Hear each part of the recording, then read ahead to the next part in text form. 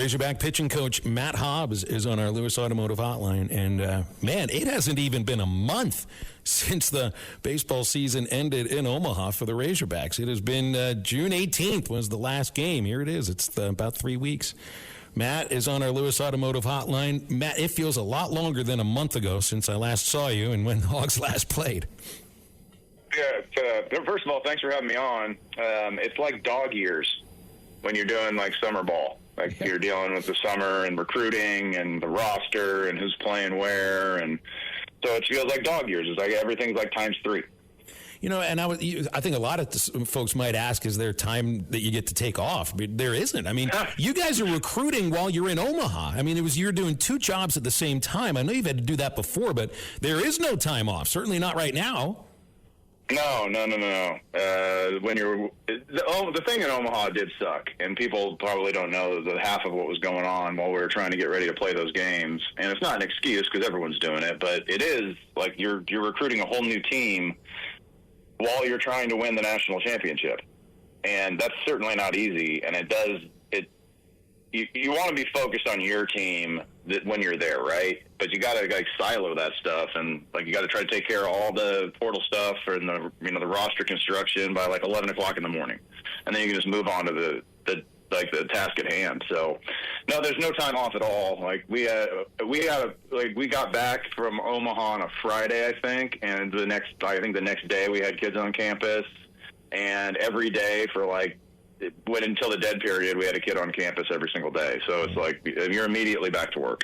Yeah. Does a phone call from Omaha during the College World Series to a recruit carry a little bit more weight than if it's coming from Fayetteville? Man, it should. Doesn't always, though. It really you would think it would. You'd think it would matter that you were still playing, but some kids they just have a different way of looking at what's important, I guess is what I'll say. Yeah. Now, I know we can't really get into specifics or names in a lot of cases, but coming into this next weekend, I mean, this is such a huge weekend for the sport of baseball overall. It's when amateur baseball and pro baseball come together. And the reason why all these scouts have been out there looking at guys from the perfect game tournaments to high school games to Legion games to your games and all the games in the SEC and across the country. So when you're 2 days away from the first round of the Major League Draft, do you know who's going to sign if they get drafted? Because once the draft went to 20 rounds, it's like if you get drafted, about 95% you sign.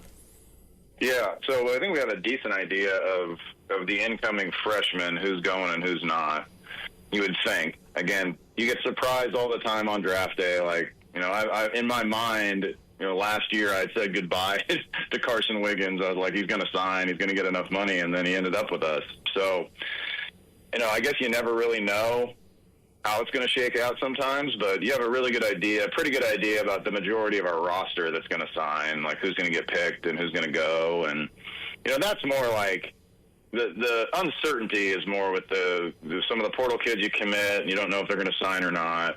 And the high school kids that you've signed, you don't know if they're going to sign or not. Because as much as like being committed to the University of Arkansas for a long time, some of these high school kids, it does matter to them. It's like they haven't put the time in here yet, so you want to see them have a chance to do that. So there's a little bit of uncertainty, but with our guys, like our current roster, you're happy for them.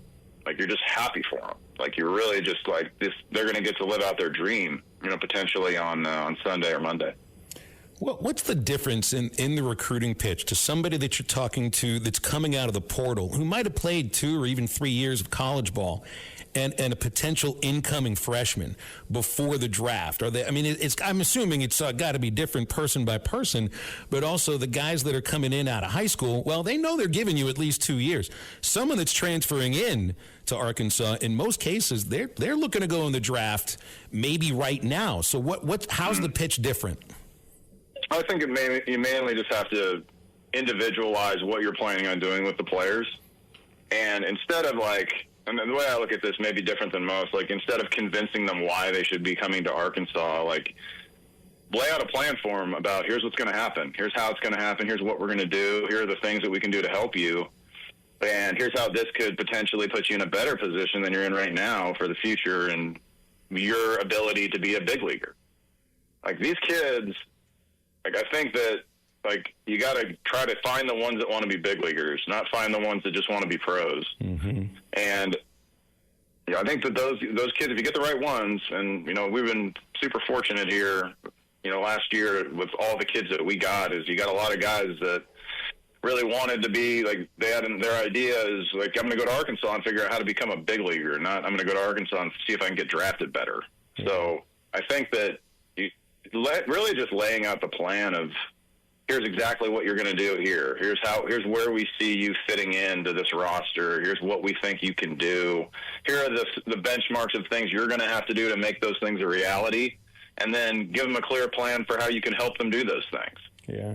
And I feel like that is, I guess it's recruiting, but it's really just, here's how we're going to coach you, and here's the things that we think you can do. Not like, here's all the cool stuff we're going to give you, and this is why you shouldn't sign. It's just like, trying to coerce a kid with like stuff like that, I just never feel like ultimately you don't end up with the right kids. It's like trying to like create a clear, like Zach Root last year, even though he wasn't going to, you know, potentially sign, he had other options, right? It was like, create a plan, show him how he can make this plan come to life, and then give him a roadmap for how to do that, and then show him, here's the steps that you're going to have to take, and here's how we can help.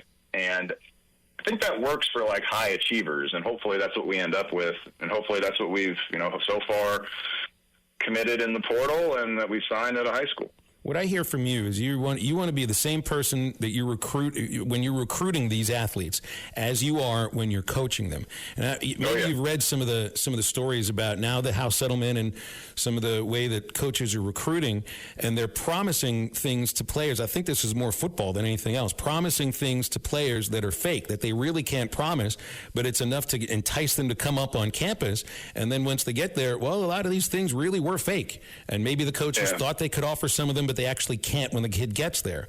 So what I'm hearing from you is, you know, here's the plan. This is what we're going to do when you're playing for me, and I'm the same person right now that I will be then. Yeah, I try to just not be fake as much as I can. I mean, not even as much as I can. That's who I am. Like, I hope that's what kids see. I hope that's what parents see. I hope that's what potential players see, is I'm going to talk to you like I'm coaching you. And quite frankly, like, if that loses a kid, so be it. Like, he wasn't supposed to play here anyway. But the people don't talk about what's real with these kids anymore, I don't think. And what's real is the coaching.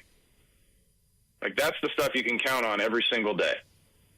You can't count on, like, all the promises and all the this and all the that and the pictures in the uniform and, like, whatever, man. That stuff's fine, but what you can count on is the plan, and here's the proof that it's happened here before. There's plenty of evidence that it's happened, and like, here's what we think we can do with you. Here's how we think we can help you. Here's what our strength coach can do. Here's what our director of analytics and how he can help you. Here's what it's going to be like playing for Coach Van Horn, and like, that stuff's for real. That's not we're not making that up. That's just what we do here, and I don't ever want someone to commit under false pretenses that just like that I'm different during the recruiting process than I am when it's me and him in the bullpen.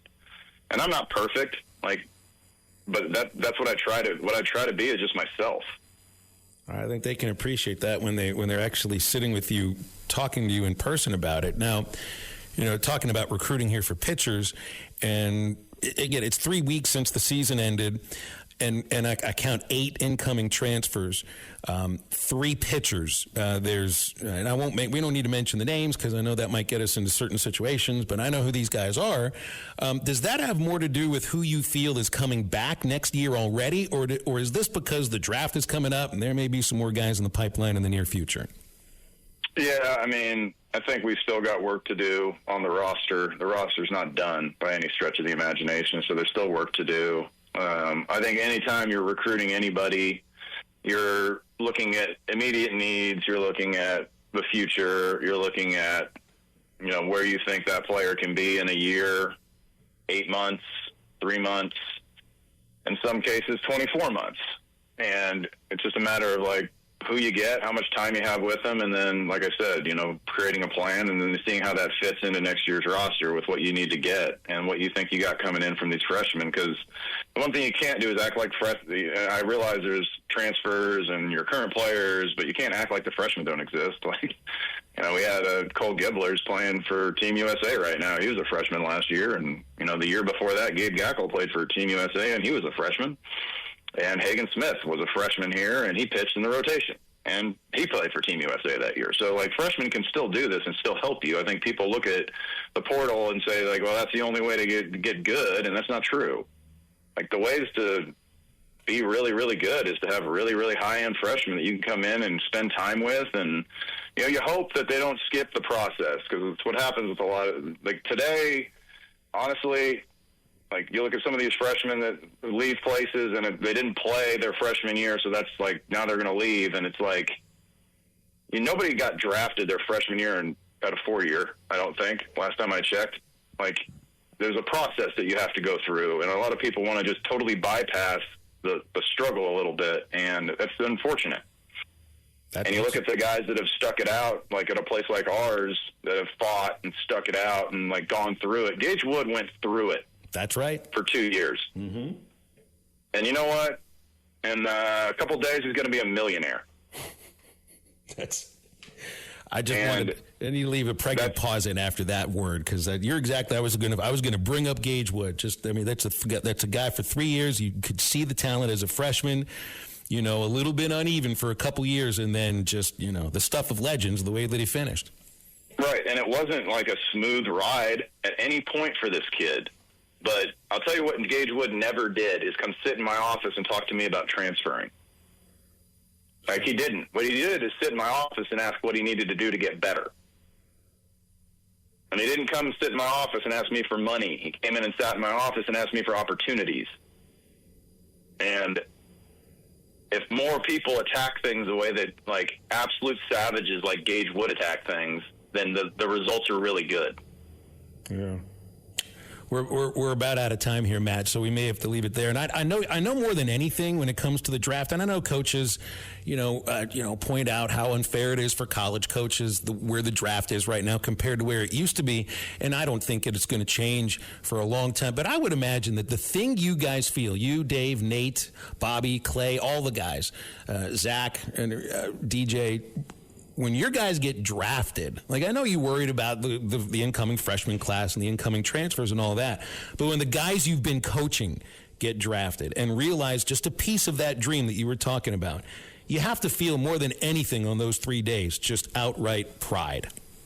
Absolute joy for those kids, man. I think people assume that we're just trying to, the ones that could come back, we're just over here trying to talk them out of it. All we're trying to do is be proud of our players. And if they've been here and put in time, it's their decision. They've earned the right to make that decision. We will be perfectly okay with whatever decision they make if they do have another year left. But we have just an unbelievable amount of pride. And you take me personally, it's my favorite day of the year outside of, playing in the postseason at Arkansas. It's my favorite day of the year is watching these guys get picked, because I know how much went into all of that. We've been there for the stories of our players who get picked and have spent time with us, whether it's 1 year, 3 years, or 4 years, or 5 years. It's just, there's a lot of really cool things that happen, and I can't wait to watch, these guys get to realize their dreams. I just wish it was February by now. You know how I am. So. Yeah, a long time to go before then, but it'll be here before we know it, I guess. BetOnline continues to be your number one source for all your sports betting action. And with baseball in full swing and football season right around the corner, BetOnline has more ways to stay in on the action with the latest odds, news, and scores, even live in-game betting. From MLB, UFC to tennis and NFL futures, BetOnline remains your choice for sports wagering information.